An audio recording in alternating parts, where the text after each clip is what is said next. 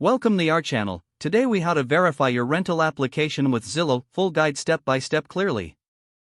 Start by visiting the Zillow website. On the home page, locate the search bar at the top. Enter the address of the rental property you are interested in. Press the search icon or hit enter to proceed. Once the search results appear, find the specific listing you want to verify. Click on the listing to open the detailed property page. Scroll down to find the rental application section.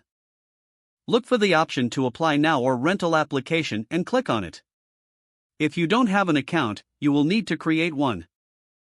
Follow the prompts to set up your Zillow account using your email address. Once your account is created, log in with your new credentials. After logging in, return to the rental application page.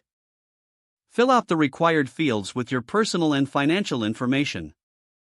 Provide any necessary documentation as requested in the application.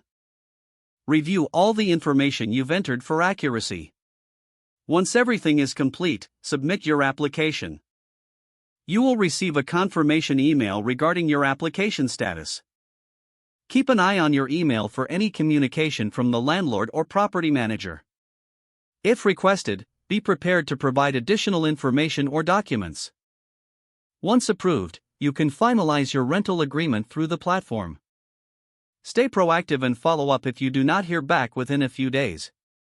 If the page does not load, refresh the browser or try again in a private or incognito window. Make sure you are using the correct email address, then retype it carefully to avoid small typos. If your password is not accepted, use the reset option and create a new strong password you can remember. Check your spam folder for verification or security emails, then complete any requested confirmation steps. Enable two-factor authentication if available to improve account security and reduce unauthorized access risk. After signing in, review your profile details so your contact information and settings are accurate and current. If you see an error message, note it down and try again after restarting your device and internet connection.